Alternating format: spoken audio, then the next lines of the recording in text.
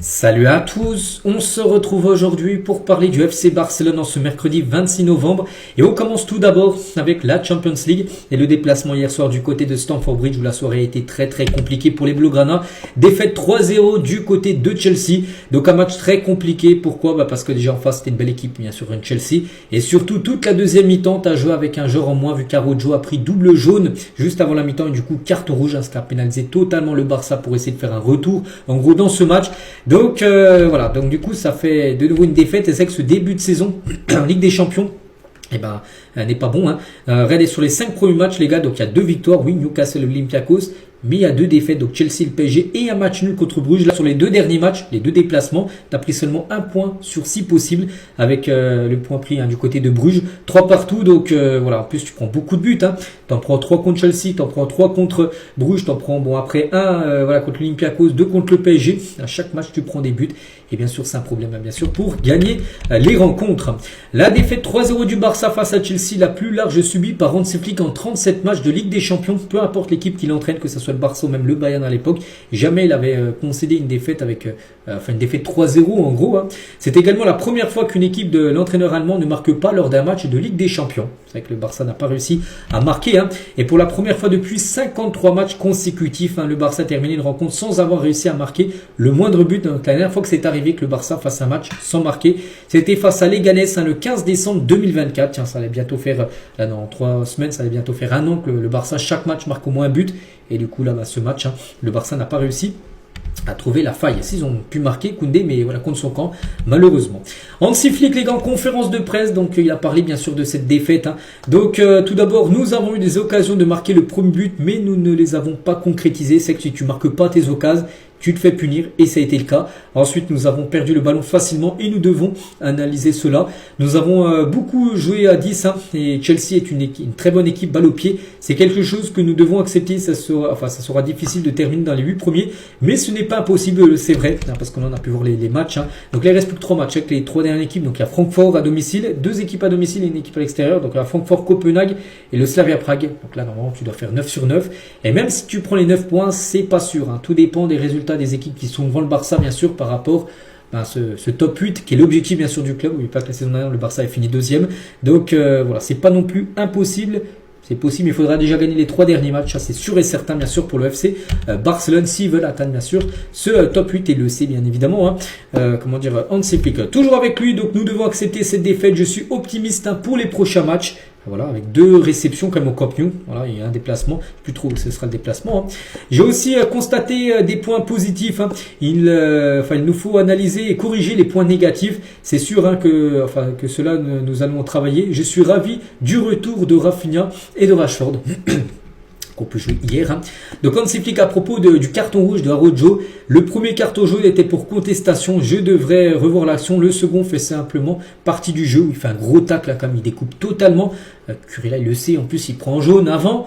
Et c'est qu'en faisant ce genre de tacle vraiment avec beaucoup d'engagement qui peut mettre l'équipe en péril en prenant un double jaune. Ça a été le cas bien sûr. Donc là il doit être beaucoup plus intelligent que ça bien sûr à Araujo.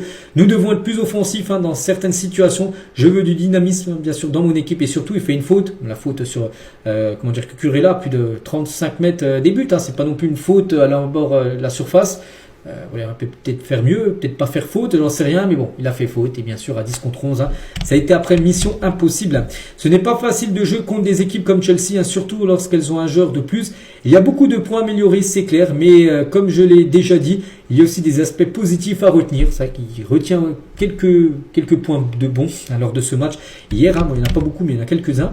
Donc vous verrez bientôt un Barça différent. Voilà, il promet que le Barça va changer là, très prochainement lors des prochains matchs. Je vous le promets. Je vois comment nous nous entraînons et notre intensité. Les choses sont différentes d'il y a 6 semaines. Parfois, nous pensons que nous pouvons tout contrôler avec le ballon.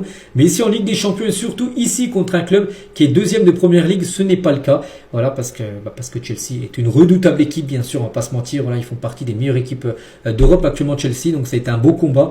Mais voilà, ça a été un combat trop compliqué hier pour le Barça. Et Eric Garcia, qu'est-ce qu'il a pensé aussi de ce match ?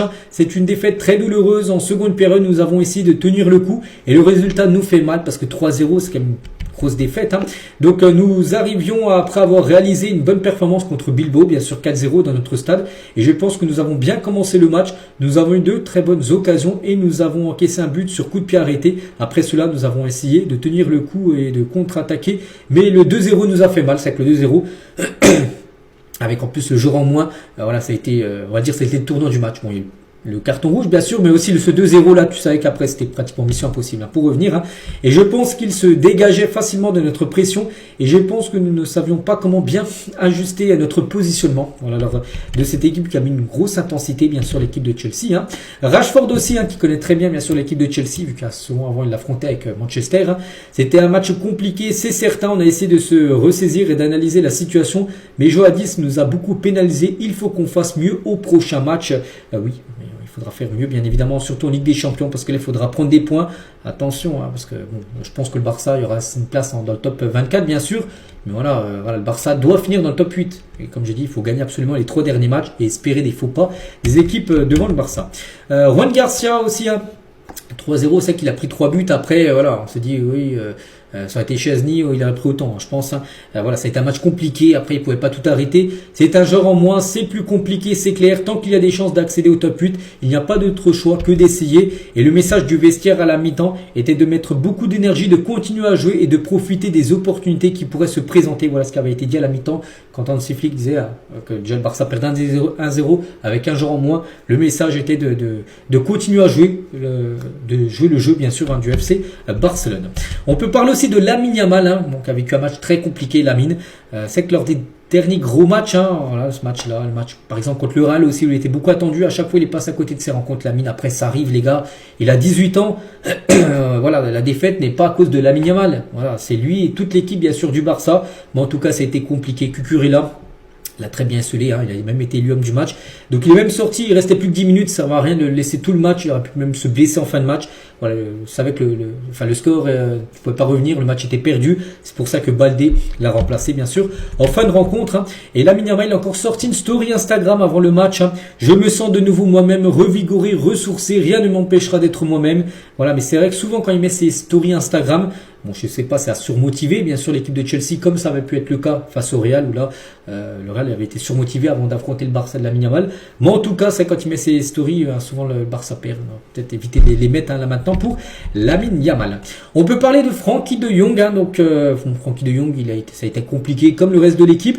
Mais de Jong, juste si on regarde les gars, en 60 matchs de Ligue des Champions, et ben c'est seulement un but, une passe D. Voilà, enfin un but et passe D cumulé en 60 matchs de LDC. Oui, c'est pas un attaquant tout ça, mais voilà, pour un milieu de terrain, c'est quand même très moyen. Voilà, les stats de Frenkie de Jong en Champions League. On peut revenir également sur Araujo, bien sûr, parce que oui, on a un peu parlé tout à l'heure, mais voilà, ce tacle, les gars, sur Cucurella, voilà, juste avant la mi-temps, tout ça, mais c'est pas possible, bien sûr. Donc il prend rouge et pénalise totalement l'équipe. On se souvient aussi ce qu'il avait pu faire face au PSG en 2024 avec le rouge aussi qu'il avait pu avoir sur Bradley Barcola, qui avait changé la donne et le Barça avait été éliminé en quart de finale Ligue des Champions. Donc c'est sur des choses où il faut qu'il s'améliore. Il est quand même le capitaine, hier c'était le capitaine et il doit montrer un autre exemple. Il doit être plus intelligent, jouer des fois aussi avec sa tête pour Araujo et peut-être éviter de faire ce genre de faute parce qu'il savait que s'il touchait pas le ballon, il allait prendre un jaune. Il avait déjà un jaune. Donc voilà, normalement tu fais pas ce genre de faute, bien sûr, si tu es footballeur professionnel, surtout dans un match de Ligue des Champions, et surtout si tu sais que tu as déjà jaune. Voilà, bon, c'est comme ça.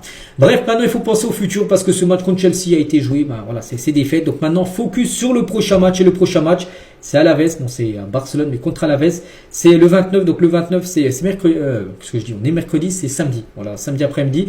Ensuite il y aura un Barça Atlético, les gars, Barça Atlético mardi prochain, c'est de la Liga. Donc là sur les on va dire sur les 6 prochains jours, 2 matchs, Alaves et l'Atlético pour le FC Barcelone. Et on finit juste aujourd'hui avec Lewandowski. On apprend aujourd'hui que le Fenerbahçe a tenté d'attirer Robert Lewandowski cet hiver, mais ce dernier a refusé. On sait qu'il pourrait partir libre l'été prochain. L'attaquant polonais souhaite rester jusqu'à l'été, ne pense pas à un départ en janvier. Voilà, lui souhaite rester du côté du Barça au moins jusqu'à la fin de son contrat. Donc voilà ce qu'il y a à dire aujourd'hui. J'espère que ça vous a plu. Bon, voilà, c'est une défaite, mais bon, on parle des victoires, beaucoup de victoires du Barça. Mais on parle aussi des défaites, bien sûr, c'est le football. Donc, nous, on se retrouve dès demain, les gars, et on commencera à préparer, bien sûr, le match voilà, contre Alaves imprévu, samedi après-midi. Bonne journée à vous et à demain.